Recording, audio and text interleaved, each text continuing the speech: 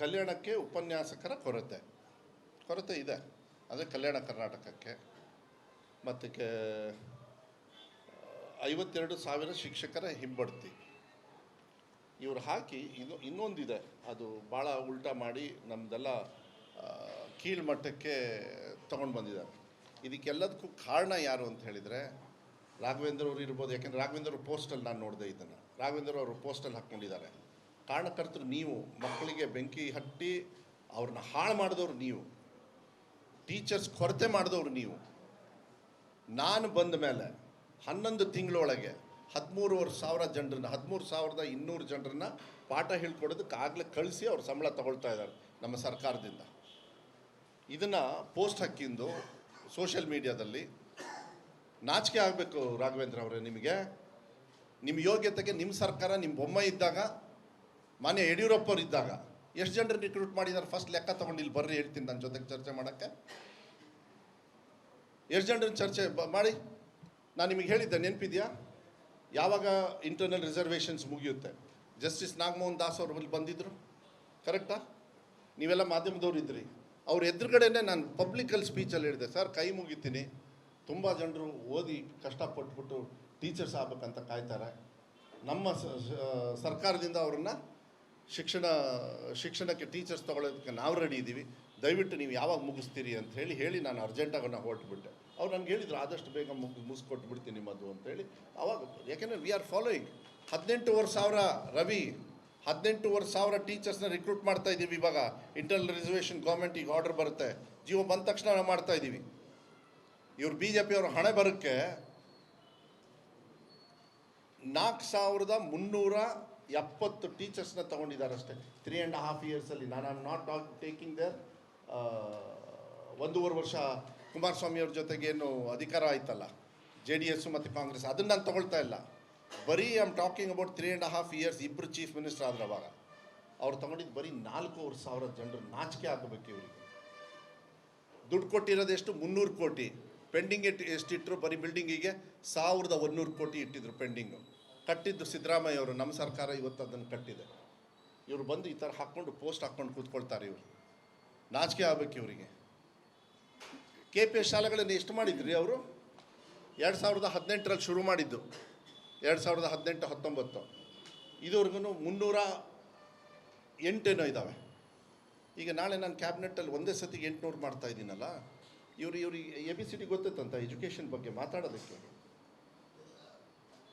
ವೈಯಕ್ತಿಕವಾಗಿ ಹೇಳೋದು ಯಾವಾಗ ಒಂದು ಸತಿ ತಮಾಷೆಗೆ ಚೆನ್ನಾಗಿರುತ್ತೆ, ಅದನ್ನು ನಾನು ಪದೇ ಪದೇ ಹೇಳೋಕ್ಕೂ ಹೋಗೋದಿಲ್ಲ.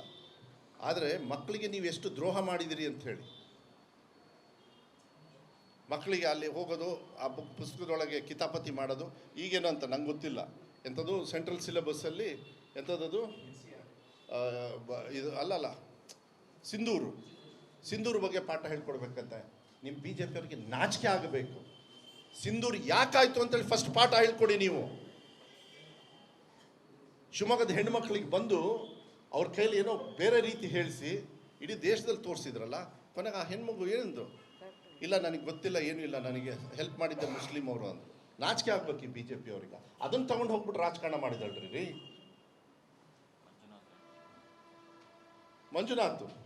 ಮಂಜುನಾಥ್ ಅವ್ರ ಮನೆಯವರು ಇವರು ಪಾಠ ಹೇಳ್ಕೊಡೋದಕ್ಕೆ ಸಿಂಧೂರು ಬಗ್ಗೆ ಮಾತಾಡ್ತಾರಲ್ಲ.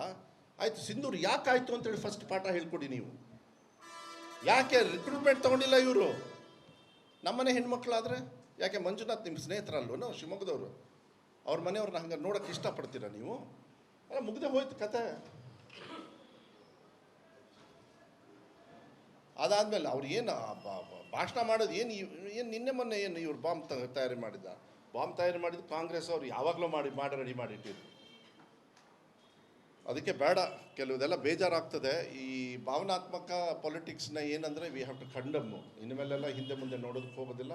ಅದನ್ನು ಮಾಡಬೇಕಾದ್ರೆ ನಮ್ಮ ದೇಶದೊಳಗೆ ಎಲ್ಲ ಜಾತಿ ಸಮಾಜದವರು ಕೂಡ ಪ್ರೀತಿಯಿಂದ ಇರ್ತಕ್ಕಂಥದ್ದು. ಬೇಕಾದಷ್ಟು ಜನರು BJP ಅವರು ಹೇಳ್ತಾರೆ, ಲೀಡರ್ಸು, ನಮಗೆ ಈ ಸಮಾಜದ್ದೇ ಬೇಡ ಓಟು, ಇಂಥವ್ರದ್ದೇ ಬೇಡ ಅಂಥೇಳಿ. ಎಲ್ಲ ಸಮಾಜಕ್ಕೂ ಕೂಡ ಭಾಳ ಅರ್ಥಪೂರ್ಣವಾಗಿ ಒಳ್ಳೆ ರೀತಿಯಲ್ಲಿ ಇನ್ಕ್ಲೂಡಿಂಗ್ ಕಾಸ್ಟ್ ಸೆನ್ಸಸ್ ಶುರುವಾಗಿದೆ ನಮ್ಮ ಕರ್ನಾಟಕ ರಾಜ್ಯದಿಂದ. ಮಾನ್ಯ ಸಿದ್ದರಾಮಯ್ಯ ಶುರು ಮಾಡಿ ಲೇಟ್ ಆಗಿದೆ, ನಾನು ಇಲ್ಲ ಅಂತ ಹೇಳಲ್ಲ. ಯಾಕೆಂದರೆ ಅದಾದಮೇಲೆ 5 ವರ್ಷ ನಮ್ಮ ಸರ್ಕಾರ ಇರಲಿಲ್ಲ, ಕೋಲಿಷನ್ ಮಧ್ಯ ಬಂತು. ಮೋಸ್ಟ್ಲಿ ಸಿದ್ದರಾಮಯ್ಯವರು ಅಷ್ಟರೊಳಗೇನೆ ಆಗಿದ್ದರೆ ಇಷ್ಟೊತ್ತಿಗೆಲ್ಲ ಮಾಡಿ ಮುಗಿಸೋರು. ನಾವು ಭಾಳ ಶಾರ್ಟ್ ಪೀರಿಯಡಲ್ಲಿ ಇಂಟರ್ನಲ್ ರಿಸರ್ವೇಷನ್ದು ನ್ಯಾಯಬದ್ಧವಾಗಿ ನಾವು ಮಾಡಿರ್ತಕ್ಕಂಥ ಎಷ್ಟು ಚೆನ್ನಾಗಿ ಚರ್ಚೆ ಮಾಡಿ ಕ್ಯಾಬಿನೆಟಲ್ಲಿ ನಾವು ಮಾಡಿದ್ದೀವಿ ಅಂದರೆ ನಿಜವಾಗ್ಲೂ ನಾನು ಹೇಳ್ತೀನಿ ಮಾನ್ಯ ಮುಖ್ಯಮಂತ್ರಿಗಳಿಗೆ ನಾನು ಧನ್ಯವಾದಗಳನ್ನು ಹೇಳ್ತೀನಿ. ಸಮಾನತೆ ಯಾವಾಗ ಬರ್ತದೆ ಅಂತೇಳಿ ಲೆಕ್ಕ ಸಿಕ್ಕಾಗ ಮಾತ್ರ ಬರ್ತದೆ. ನೀವು ₹100 ಕೊಟ್ಟಾಗ ₹100 ಚಿಲ್ಲರೆ ಕರೆಕ್ಟಾಗಿ ಬರಬೇಕು. ಅದು ಬರಬೇಕು ಅಂತ ಹೇಳಿದರೆ ಲೆಕ್ಕ ಸರಿ ಇರಬೇಕು, ಎಲ್ಲ ಜಾತಿ ಗಣತೆ ಸರಿ ಇರಬೇಕು, ಅವ್ರವ್ರಿಗೆ ವ್ಯವಸ್ಥೆ ಇರಬೇಕು. ಏನಾದ್ರು ಹಾಗೆ ತೊಂದರೆ ಆದರೂ ಕೂಡ ಮತ್ತೆ ಅದನ್ನ ಸರಿ ಮಾಡ್ತಕ್ಕಂಥದ್ದು ಬರ್ತದೆ. ಜಾತಿ ಗಣಿತನ ಇವರು ಇನ್ನೂ ಮೂಗಿಗೆ ತುಪ್ಪ ಹಾಕಿ ಸವರಿಟ್ಟಿದ್ದಾರೆ ಸೆಂಟ್ರಲ್ ಅವರು ಎಷ್ಟು ಮಟ್ಟಿಗೆ ಮಾಡ್ತಾರೆ, ಅವ್ರು ಏನು ಹಣ ಬರುತ್ತೆ ನನಗಂತೂ ನಂಬಿಕೆ ಇಲ್ಲ. ಆದರೆ ನಾವು ರಾಜ್ಯ ಮಟ್ಟದಲ್ಲಿ ನಮ್ಮ ಜಾತಿ ಗಣತೆ ಏನಿದೆ I think by October end ಒಳಗೆ ಮುಗಿಸ್ಬೇಕು ಅಂತ ಇದ್ದಾರೆ.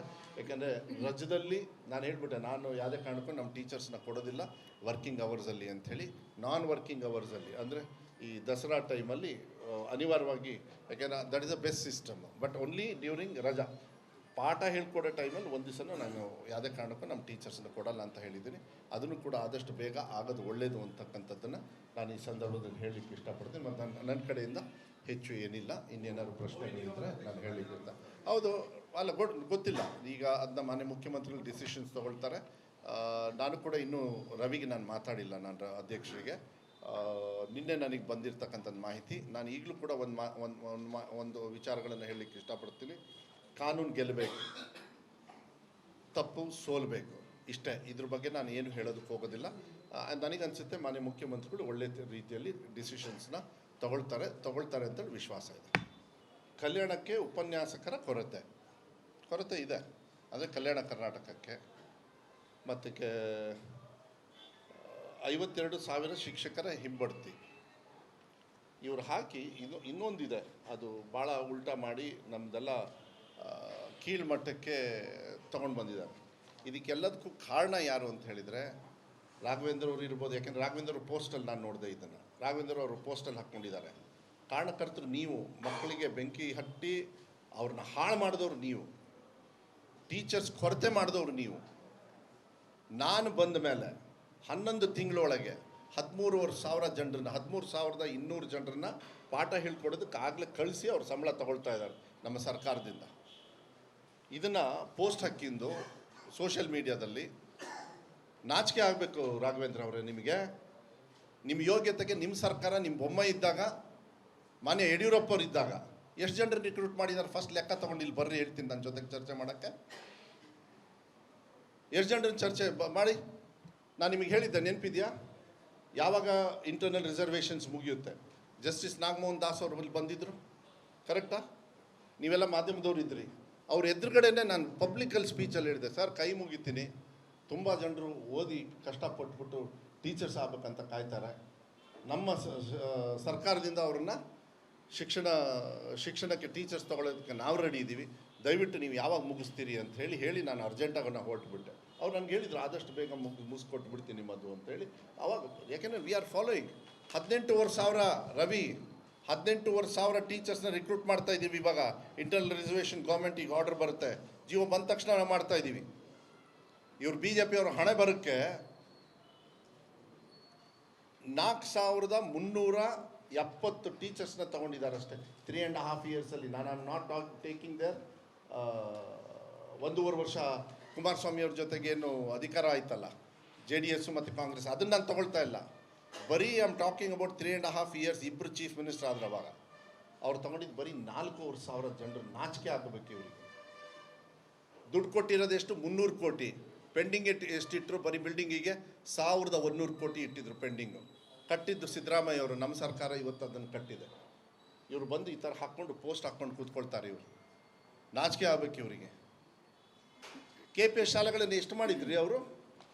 2018ರಲ್ಲಿ ಶುರು ಮಾಡಿದ್ದು, 2018-19 ಇದುವರೆಗೂ 308 ಇದ್ದಾವೆ. ಈಗ ನಾಳೆ ನಾನು ಕ್ಯಾಬಿನೆಟ್ಟಲ್ಲಿ ಒಂದೇ ಸತಿಗೆ 800 ಮಾಡ್ತಾ ಇದ್ದೀನಲ್ಲ. ಇವ್ರಿಗೆ ABCD ಗೊತ್ತೈತಂತ ಎಜುಕೇಷನ್ ಬಗ್ಗೆ ಮಾತಾಡೋದಕ್ಕೆ. ವೈಯಕ್ತಿಕವಾಗಿ ಹೇಳೋದು ಯಾವಾಗ ಒಂದು ಸತಿ ತಮಾಷೆಗೆ ಚೆನ್ನಾಗಿರುತ್ತೆ, ಅದನ್ನು ನಾನು ಪದೇ ಪದೇ ಹೇಳೋಕ್ಕೂ ಹೋಗೋದಿಲ್ಲ. ಆದರೆ ಮಕ್ಕಳಿಗೆ ನೀವು ಎಷ್ಟು ದ್ರೋಹ ಮಾಡಿದಿರಿ ಅಂತ ಹೇಳಿ. ಮಕ್ಕಳಿಗೆ ಅಲ್ಲಿ ಹೋಗೋದು, ಆ ಪುಸ್ತಕದೊಳಗೆ ಕಿತಾಪತಿ ಮಾಡೋದು, ಈಗೇನು ಅಂತ ನಂಗೆ ಗೊತ್ತಿಲ್ಲ. ಎಂಥದ್ದು ಸೆಂಟ್ರಲ್ ಸಿಲೆಬಸ್ಸಲ್ಲಿ ಎಂಥದ್ದು ಇದು ಅಲ್ಲಲ್ಲ, ಸಿಂಧೂರು ಬಗ್ಗೆ ಪಾಠ ಹೇಳ್ಕೊಡ್ಬೇಕಂತೆ. ನಿಮ್ಮ ಬಿ ಜೆ ಪಿಯವರಿಗೆ ನಾಚಿಕೆ ಆಗಬೇಕು. ಸಿಂಧೂರು ಯಾಕಾಯಿತು ಅಂತೇಳಿ ಫಸ್ಟ್ ಪಾಠ ಹೇಳ್ಕೊಡಿ ನೀವು. ಶಿವಮೊಗ್ಗದ ಹೆಣ್ಮಕ್ಳಿಗೆ ಬಂದು ಅವ್ರ ಕೈಲಿ ಏನೋ ಬೇರೆ ರೀತಿ ಹೇಳಿಸಿ ಇಡೀ ದೇಶದಲ್ಲಿ ತೋರಿಸಿದ್ರಲ್ಲ, ಕೊನೆಗೆ ಆ ಹೆಣ್ಮಗು ಏನಂದು, ಇಲ್ಲ ನನಗೆ ಗೊತ್ತಿಲ್ಲ, ಏನೂ ಇಲ್ಲ, ನನಗೆ ಹೆಲ್ಪ್ ಮಾಡಿದ್ದೆ ಮುಸ್ಲಿಂ ಅವರು ಅಂದರು. ನಾಚಿಕೆ ಆಗ್ಬೇಕು ಈ ಬಿ ಜೆ ಪಿ ಅವ್ರಿಗೆ. ಅದನ್ನು ತಗೊಂಡು ಹೋಗ್ಬಿಟ್ಟು ರಾಜಕಾರಣ ಮಾಡಿದಳ್ರಿ ರೀ ಮಂಜುನಾಥ್ ಅವ್ರ ಮನೆಯವರು. ಇವರು ಪಾಠ ಹೇಳ್ಕೊಡೋದು ಸಿಂಧೂರ್ ಬಗ್ಗೆ ಮಾತಾಡ್ತಾರಲ್ಲ, ಆಯಿತು ಸಿಂಧೂರ್ ಯಾಕಾಯಿತು ಅಂತೇಳಿ ಫಸ್ಟ್ ಪಾಠ ಹೇಳ್ಕೊಡಿ ನೀವು. ಯಾಕೆ ರಿಕ್ರೂಟ್ಮೆಂಟ್ ತಗೊಂಡಿಲ್ಲ ಇವರು? ನಮ್ಮನೆ ಹೆಣ್ಮಕ್ಳಾದರೆ ಯಾಕೆ? ಮಂಜುನಾಥ್ ನಿಮ್ಮ ಸ್ನೇಹಿತರಲ್ವೋ ಶಿವಮೊಗ್ಗದವರು? ಅವ್ರ ಮನೆಯವ್ರನ್ನ ಹಂಗೆ ನೋಡೋಕ್ಕೆ ಇಷ್ಟಪಡ್ತೀರಾ ನೀವು? ಅಲ್ಲ, ಮುಗ್ದೆ ಹೋಯ್ತು ಕತೆ. ಅದಾದಮೇಲೆ ಅವ್ರು ಏನು ಭಾಷಣ ಮಾಡೋದು ಏನು ನಿನ್ನೆ ಮೊನ್ನೆ ಏನು ಇವ್ರು ಬಾಂಬ್ ತಯಾರಿ ಮಾಡಿದ್ದು ಕಾಂಗ್ರೆಸ್ ಅವರು ಯಾವಾಗಲೂ ಮಾಡಿ ರೆಡಿ ಮಾಡಿಟ್ಟಿದ್ರು. ಅದಕ್ಕೆ ಬೇಡ, ಕೆಲವುದೆಲ್ಲ ಬೇಜಾರಾಗ್ತದೆ. ಈ ಭಾವನಾತ್ಮಕ ಪೊಲಿಟಿಕ್ಸ್ನ ಏನಂದರೆ ವಿ ಹ್ಯಾವ್ ಟು ಕಂಡಮ್ಮು. ಇನ್ಮೇಲೆಲ್ಲ ಹಿಂದೆ ಮುಂದೆ ನೋಡೋದಕ್ಕೆ ಹೋಗೋದಿಲ್ಲ. ಅದನ್ನು ಮಾಡಬೇಕಾದ್ರೆ ನಮ್ಮ ದೇಶದೊಳಗೆ ಎಲ್ಲ ಜಾತಿ ಸಮಾಜದವರು ಕೂಡ ಪ್ರೀತಿಯಿಂದ ಇರ್ತಕ್ಕಂಥದ್ದು. ಬೇಕಾದಷ್ಟು ಜನರು ಬಿ ಜೆ ಪಿಯವರು ಹೇಳ್ತಾರೆ, ಲೀಡರ್ಸು, ನಮಗೆ ಈ ಸಮಾಜದ್ದೇ ಬೇಡ ಓಟು, ಇಂಥವ್ರದ್ದೇ ಬೇಡ ಅಂಥೇಳಿ. ಎಲ್ಲ ಸಮಾಜಕ್ಕೂ ಕೂಡ ಭಾಳ ಅರ್ಥಪೂರ್ಣವಾಗಿ ಒಳ್ಳೆ ರೀತಿಯಲ್ಲಿ ಇನ್ಕ್ಲೂಡಿಂಗ್ ಕಾಸ್ಟ್ ಸೆನ್ಸಸ್ ಶುರುವಾಗಿದೆ ನಮ್ಮ ಕರ್ನಾಟಕ ರಾಜ್ಯದಿಂದ. ಮಾನ್ಯ ಸಿದ್ದರಾಮಯ್ಯ ಶುರು ಮಾಡಿ ಲೇಟ್ ಆಗಿದೆ, ನಾನು ಇಲ್ಲ ಅಂತ ಹೇಳಲ್ಲ. ಯಾಕೆಂದರೆ ಅದಾದಮೇಲೆ 5 ವರ್ಷ ನಮ್ಮ ಸರ್ಕಾರ ಇರಲಿಲ್ಲ, ಕೋಲಿಷನ್ ಮಧ್ಯ ಬಂತು. ಮೋಸ್ಟ್ಲಿ ಸಿದ್ದರಾಮಯ್ಯವರು ಅಷ್ಟರೊಳಗೇನೆ ಆಗಿದ್ದರೆ ಇಷ್ಟೊತ್ತಿಗೆಲ್ಲ ಮಾಡಿ ಮುಗಿಸೋರು. ನಾವು ಭಾಳ ಶಾರ್ಟ್ ಪೀರಿಯಡಲ್ಲಿ ಇಂಟರ್ನಲ್ ರಿಸರ್ವೇಷನ್ದು ನ್ಯಾಯಬದ್ಧವಾಗಿ ನಾವು ಮಾಡಿರ್ತಕ್ಕಂಥ ಎಷ್ಟು ಚೆನ್ನಾಗಿ ಚರ್ಚೆ ಮಾಡಿ ಕ್ಯಾಬಿನೆಟಲ್ಲಿ ನಾವು ಮಾಡಿದ್ದೀವಿ ಅಂದರೆ ನಿಜವಾಗ್ಲೂ ನಾನು ಹೇಳ್ತೀನಿ, ಮಾನ್ಯ ಮುಖ್ಯಮಂತ್ರಿಗಳಿಗೆ ನಾನು ಧನ್ಯವಾದಗಳನ್ನು ಹೇಳ್ತೀನಿ. ಸಮಾನತೆ ಯಾವಾಗ ಬರ್ತದೆ ಅಂತೇಳಿ ಲೆಕ್ಕ ಸಿಕ್ಕಾಗ ಮಾತ್ರ ಬರ್ತದೆ. ನೀವು 100 ರೂಪಾಯಿ ಕೊಟ್ಟಾಗ 100 ರೂಪಾಯಿ ಚಿಲ್ಲರೆ ಕರೆಕ್ಟಾಗಿ ಬರಬೇಕು. ಅದು ಬರಬೇಕು ಅಂತ ಹೇಳಿದರೆ ಲೆಕ್ಕ ಸರಿ ಇರಬೇಕು, ಎಲ್ಲ ಜಾತಿ ಗಣತೆ ಸರಿ ಇರಬೇಕು, ಅವ್ರವ್ರಿಗೆ ವ್ಯವಸ್ಥೆ ಇರಬೇಕು. ಏನಾದ್ರು ಹಾಗೆ ತೊಂದರೆ ಆದರೂ ಕೂಡ ಮತ್ತೆ ಅದನ್ನ ಸರಿ ಮಾಡ್ತಕ್ಕಂಥದ್ದು ಬರ್ತದೆ. ಜಾತಿ ಗಣಿತನ ಇವರು ಇನ್ನೂ ಮೂಗಿಗೆ ತುಪ್ಪ ಹಾಕಿ ಸವರಿಟ್ಟಿದ್ದಾರೆ ಸೆಂಟ್ರಲ್ ಅವರು ಎಷ್ಟು ಮಟ್ಟಿಗೆ ಮಾಡ್ತಾರೆ, ಅವ್ರು ಏನು ಹಣ ಬರುತ್ತೆ ನನಗಂತೂ ನಂಬಿಕೆ ಇಲ್ಲ. ಅದನ್ನು ನಾವು ರಾಜ್ಯ ಮಟ್ಟದಲ್ಲಿ ನಮ್ಮ ಜಾತಿ ಗಣತೆ ಏನಿದೆ I think by October end ಒಳಗೆ ಮುಗಿಸ್ಬೇಕು ಅಂತ ಇದ್ದಾರೆ. ಯಾಕೆಂದರೆ ರಾಜ್ಯದಲ್ಲಿ ನಾನು ಹೇಳ್ಬಿಟ್ಟೆ, ನಾನು ಯಾವುದೇ ಕಾರಣಕ್ಕೂ ನಮ್ಮ ಟೀಚರ್ಸ್ನ ಕೊಡೋದಿಲ್ಲ ವರ್ಕಿಂಗ್ ಅವರ್ಸಲ್ಲಿ ಅಂಥೇಳಿ. ನಾನ್ ವರ್ಕಿಂಗ್ ಅವರ್ಸಲ್ಲಿ ಅಂದರೆ ಈ ದಸರಾ ಟೈಮಲ್ಲಿ ಅನಿವಾರ್ಯವಾಗಿ, ಯಾಕೆಂದರೆ that is the best system. But only during ರಜಾ ಪಾಠ ಹೇಳ್ಕೊಡೋ ಟೈಮಲ್ಲಿ ಒಂದು ದಿವಸನೂ ನಾನು ಯಾವುದೇ ಕಾರಣಕ್ಕೂ ನಮ್ಮ ಟೀಚರ್ಸನ್ನ ಕೊಡಲ್ಲ ಅಂತ ಹೇಳಿದ್ದೀನಿ. ಅದನ್ನು ಕೂಡ ಆದಷ್ಟು ಬೇಗ ಆಗೋದು ಒಳ್ಳೆಯದು ಅಂತಕ್ಕಂಥದ್ದನ್ನು ನಾನು ಈ ಸಂದರ್ಭದಲ್ಲಿ ಹೇಳಲಿಕ್ಕೆ ಇಷ್ಟಪಡ್ತೀನಿ. ಮತ್ತು ನನ್ನ ಕಡೆಯಿಂದ ಹೆಚ್ಚು ಏನಿಲ್ಲ. ಇನ್ನೇನಾದ್ರು ಪ್ರಶ್ನೆಗಳಿದ್ದರೆ ನಾನು ಹೇಳಲಿಕ್ಕೆ ಹೌದು ಅಲ್ಲ ಗೊತ್ತಿಲ್ಲ. ಈಗ ಅದನ್ನ ಮಾನ್ಯ ಮುಖ್ಯಮಂತ್ರಿಗಳು ಡಿಸಿಷನ್ಸ್ ತೊಗೊಳ್ತಾರೆ. ನಾನು ಕೂಡ ಇನ್ನೂ ರವಿಗೆ ನಾನು ಮಾತಾಡಿಲ್ಲ, ನಾನು ಅಧ್ಯಕ್ಷರಿಗೆ. ನಿನ್ನೆ ನನಗೆ ಬಂದಿರತಕ್ಕಂಥದ್ದು ಮಾಹಿತಿ. ನಾನು ಈಗಲೂ ಕೂಡ ಒಂದು ವಿಚಾರಗಳನ್ನು ಹೇಳಲಿಕ್ಕೆ ಇಷ್ಟಪಡ್ತೀನಿ.